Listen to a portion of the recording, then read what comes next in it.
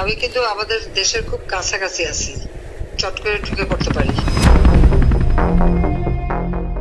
আওয়ামী লীগের নেতাকর্মীরা মনে করেন তাদের আপা চট করে ঢুকে পড়বেন, আর এবার সেই চিন্তাভাবনাই বুঝি সত্যি হতে চলেছে। গত 15 বছরের রুটিন জীবন থেকে অনেকটাই বিচ্ছিন্ন হয়ে পড়েছেন শেখ হাসিনা। একাকী নিঃসঙ্গ জীবনে দিন দিন তার হতাশা বেড়েই যাচ্ছে। যারা তার সঙ্গে ক্ষণিকের জন্য দেখা সাক্ষাতের সুযোগ পাচ্ছেন, তাদের কাছে এমন হতাশার কথাই জানান দিচ্ছেন হাসিনা। প্রয়োজনে জেল জীবনকে মেনে নেবেন, তবুও দেশেই ফিরতে চান হাসিনা। এমন খবরই ভারতের আনাচে কানাচে ব্যাপকভাবে আলোচিত হচ্ছে।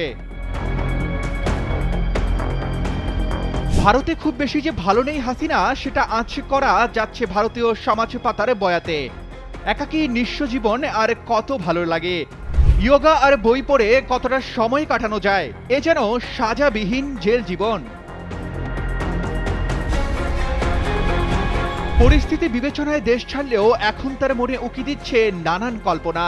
তার উপর একের পর এক হত্যা মামলা, কি করবেন ভেবে কুল পাচ্ছেন না তিনি। ভারতের সরকারও যে তাকে খুব বেশি মূল্য দিচ্ছে তা না, স্রেফ সাবেক প্রধানমন্ত্রী হিসেবে সুরক্ষায় রাখা হয়েছে তাকে। পালিয়ে যাওয়ার 4 মাসেও হাসিনা ইস্যুতে ভারত কোনো কার্যকর পদক্ষেপ না নেওয়ায় হতাশা নিয়েই বাংলাদেশে ফেরার ভাবনাটি মাথায় বেশি ঘুরপাক খাচ্ছে বলে ধারণা করছেন ভারতীয় বিশ্লেষকরা। দেশে ফিরে জেলে থাকতে হলেও দেশে আওয়ামী পন্থীদের ভালোবাসা অন্তত পাওয়া যাবে, এমনটাই নাকি ভাবছেন হাসিনা। ভারতে কার্যত হাসিনা যে অবস্থায় আছেন সেটা জেল জীবনের চেয়ে খুব বেশি স্বাধীন নয়। সাবেক প্রধানমন্ত্রী হিসেবে বাংলাদেশের জেলে তিনি যে ডিভিশন পেতেন, তাতে ভারতের সুযোগ সুবিধার চেয়ে কম কিছু হতো না। বরং বাড়তি হিসেবে তিনি নেতাকর্মী আর স্বজনদের সাথে দেখা সাক্ষাৎ করে প্রয়োজনীয় নির্দেশনা দিতে পারতেন, এমনটাই বলছে ভারতে অবস্থানরত দেশি বিদেশি বিশেষজ্ঞরা, যা বিভিন্ন সামাজিক যোগাযোগ মাধ্যমে প্রকাশ পাচ্ছে।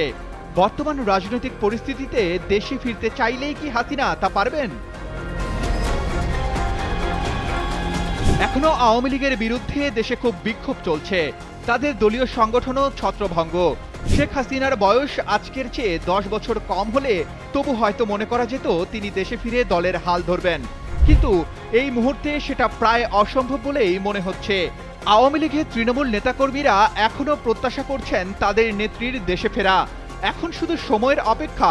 তবে শেখ হাসিনা এই মুহূর্তে যে দেশের আতিথেয়তায় আছেন, তারা কিন্তু এখনই অতটা আখ বাড়িয়ে ভাবতে রাজি নয়। সাউথ ব্লকের একজন শীর্ষস্থানীয় কর্মকর্তার কথায়, পিচ এখন প্রতিকূল, বল উল্টো পাল্টা লাফাচ্ছে। এরকম সময়ে চালিয়ে খেলতে গেলে হিতে বিপরীত হতে পারে।